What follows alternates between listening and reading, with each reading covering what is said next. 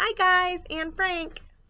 Friday, February 5th, 1943. Dear Kitty, although I haven't written anything about our Rose for a long time, there still isn't any change. The discord long accepted by us, Mr. Dussel, is as a calamity at first. But he is getting used to it now and tries not to think about it. Margot and Peter aren't a bit what you would call young. They are both so staid and quiet. I show up terribly against them, and I'm always hearing, "You don't mind Margot and Peter doing that. Why don't you follow their example?" I simply loathe it. I might tell you, I don't want to be in the least like Margot. She is much too soft and passive for my liking and allows everyone to talk around her and gives in about everything.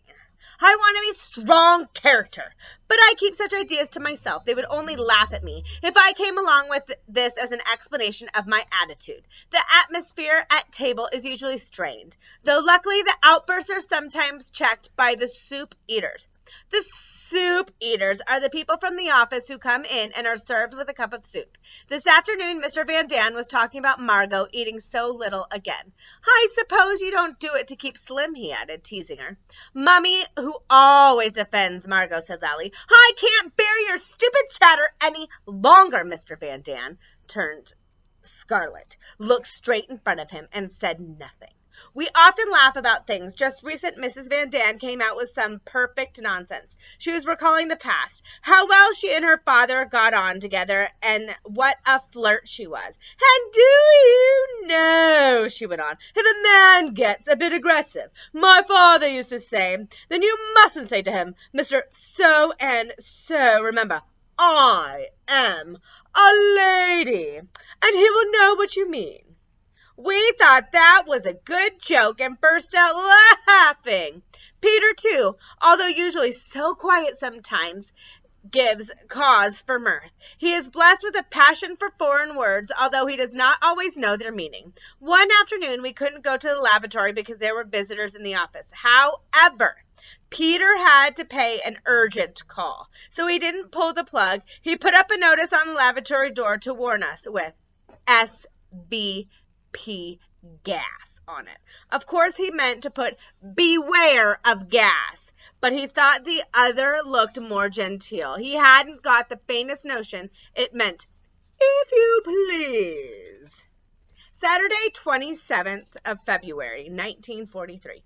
Dear Kitty, Pim is expecting the invasion any day. Churchill has had pneumonia, but is improving slowly. The freedom-loving Gandhi of India is holding an umpteenth fast. Mrs. Van Daan claims to be fatalistic.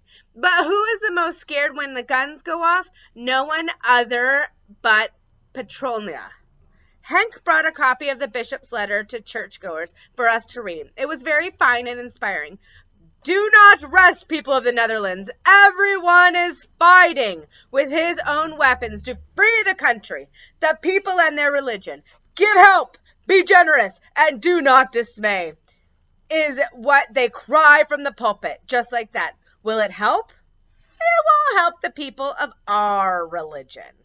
You'd never guess what has happened to us now. The owner of these premises has sold the house with informing Krahler and Kufius. One morning, the new owner arrived with the architect to have a look at the house. Luckily, Mr. Kufius was present and showed the gentleman everything except the secret annex.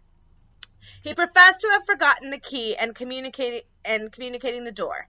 The new owner didn't question any further. It will be all right as long as he doesn't come back and want to see the secret annex, because then it won't look too good for us. Daddy has emptied a card index box for Margot and me and put cards in it. It is to be a book card system. Then we write down which books we have read, who they are by, etc. I have procured another little notebook for foreign words. Lately, Mummy and I have been getting on better together, but we still never confide in each other. Margot is more catty than ever, and Daddy has got something he's keeping to himself, but remains the same darling. New butter and margarine rationing at the table. Each person has their little bit of fat to put on their plate. In my opinion, the Van Dans don't divide it fairly. However, my parents are much too afraid of a row to say anything about it. Pity. I think you should always give people like them tit for tat. Yours, Anne. She's so spunky. Wednesday, March 10th, 1943. Dear Kitty, we had a short circuit last evening, and on top of that, the guns kept banging away all the time. I still haven't got over my fear of everything connected with shooting and planes, and I creep into Daddy's bed nearly every night for comfort. I know it was very childish, but you do not know what it's like. The AA guns roar so loudly that you can't hear yourself speak. Mrs. Van Dam, the fatalist. Oh, wait, I've already read all this. Sorry, guys. I had a phone call. I got lost. Oh, no. Okay, we're going to start here. I hope this works for everybody. Have I already told you about Mrs. Van Dam's other affairs? I don't think so. If I am to keep you informed of all that happens in the secret annex, you must know about this one too. One night, Mrs. Van Dam thought she heard burglars in the attic. She heard loud footsteps and was so frightened that she woke her husband. Just at that moment, the burglars disappeared, and the only sounds that Mr. Van Dam could hear were the heartbeats of the frightened fatalist herself. Oh, pity Mr. Van Dam's nickname. They are sure to have taken the sausages and all of our peas and beans and Peter. I wonder if he's still safely in bed. They certainly won't have stolen Peter. Listen, don't worry, and let me get back to sleep. But nothing came of that. Mrs. Van Dam was far too nervous to sleep another wink. A few nights later, the whole Van Dam family was woken by ghostly sounds. Peter went up to the attic with a torch and scamper. What do you think it was running away? A swarm of enormous rats! Ooh. When we knew who the thieves were, we let Mushy sleep in the attic, and the uninvited guests didn't come back again, at least not during the night.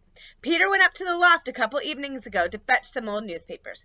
He had to hold the trapdoor firmly to get the steps down. He put his hand down without looking and went tumbling down the ladder from the sudden shock and pain. Without knowing it had put his hands on a large rat, and it had bitten him hard.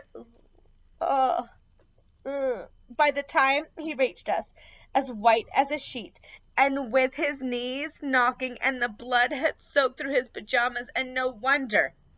It's not very pleasant to stroke a large rat. And to get bitten into the bargain is really dreadful. Yours, Anne. Bye, guys.